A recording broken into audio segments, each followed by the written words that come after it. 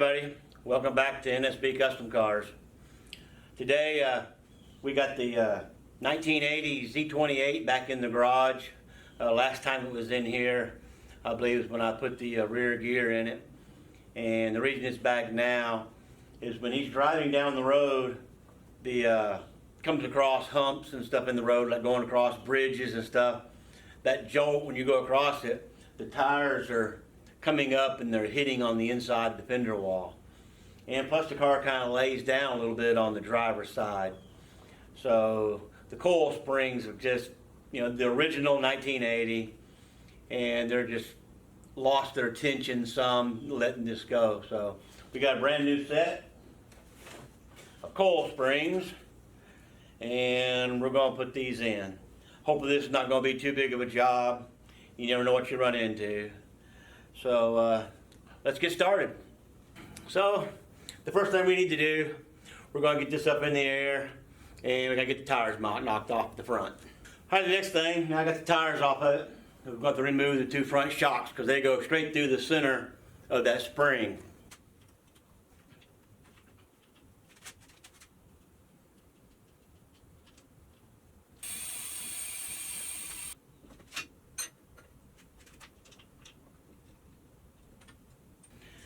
Luckily, these shocks came off easy because I just put these on a couple months ago.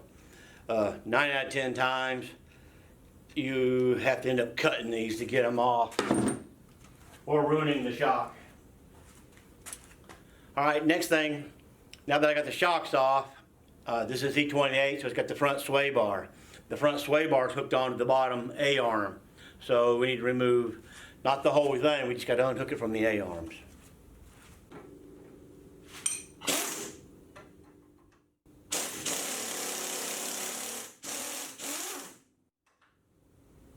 That got hot quick.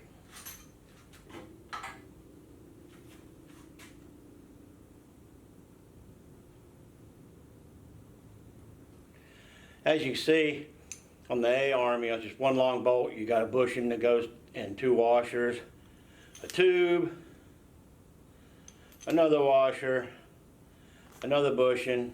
Then that goes through the A-arm, or through the sway bar. This is going through the A-arm. And then the nut. So that's where it goes up and down, holds it on there. All right, the next thing is we got to take the lower ball joint loose. Now this is under compression. The spring is pushing down on that. So we're going to get the transmission jack. We're going to put pressure up underneath it and put the weight of the car on it to hold it. And then we'll ease the jack down and let the pressure come on. So I'm gonna get the jack set up and then we'll come back. All right, I got one out and it was a chore. So when I go to this other side, I'm gonna show you exactly how I pop that loose. I'm gonna get this one back in and then we'll go to the driver's side. I'm gonna show you how I done this. All right, so I got this spring back in. So I'm gonna show you how I done it. I'm gonna do it on on the driver's side. For one, you're going to need a steel pin. It's probably about 7-8 inches long and a heavy hammer. And the reason I'm doing that is I don't like using the pickle fork. If you use the pickle fork, when you put that in there, all you do is you ruin that bottom ball joint, the rubber, because it's going to cut that rubber all up, and half the time they don't get in there real good. So I'm going to use the pressure of the spring to pull down. I'm taking that pin and I'm hitting sideways on the part of the spindle where the ball joint runs up through, and it flexes that hole enough to let it loose. So let me get you in close and I'll show you. So you can see this nut that I've got, it's finger tight. I got it down on there just enough. It's the full length where I can be able to get it off when I get this loose. I'm going to come in with this and stick it right there, and I'm going to wail on it and it'll pop that loose. So we're going to hit.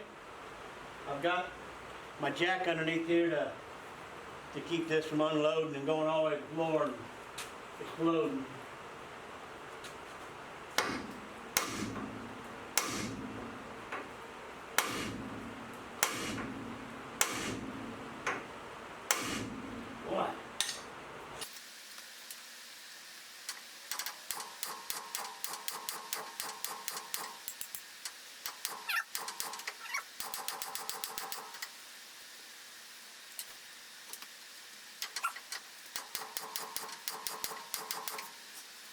I finally got that other spring out.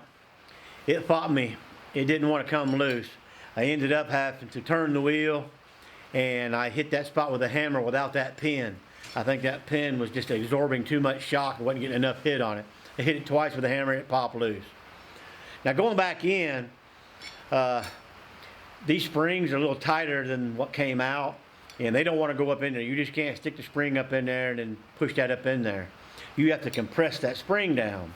Now the only compression I've got are these things, and they go on the outside of the spring, and you tighten this bolt and it squeezes the spring. But then you can't get in there because all this stuff's in the way. What it needs is one that goes in the center, which I don't have. So I did a quick fix. I took a lawnmower blade and I cut it off here and here. Came up with this little thing. So it's a piece of lawnmower blade, and it sits in there. And you got two of them, one for the top, one for the bottom.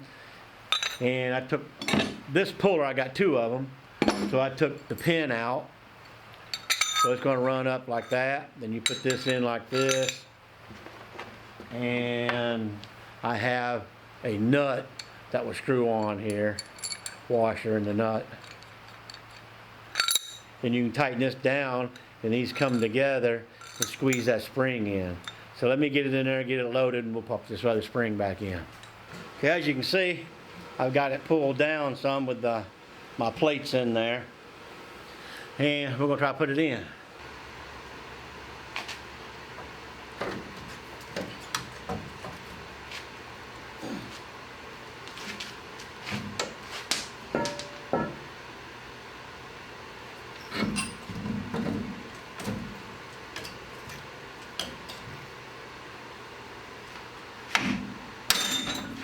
That's what we want.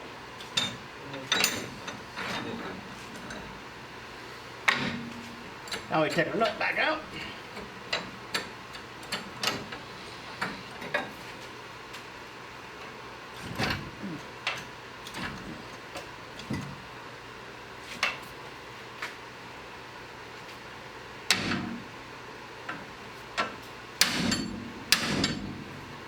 It ain't wanting to go on that track yet.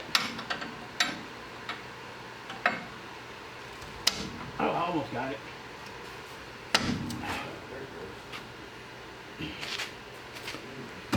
Yeah.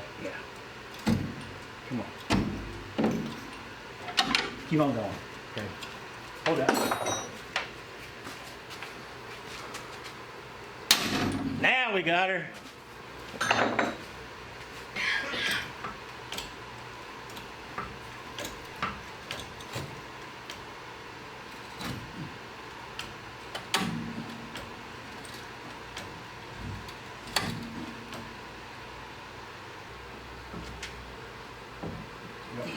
Got it. Here, assistant. Clean way over here.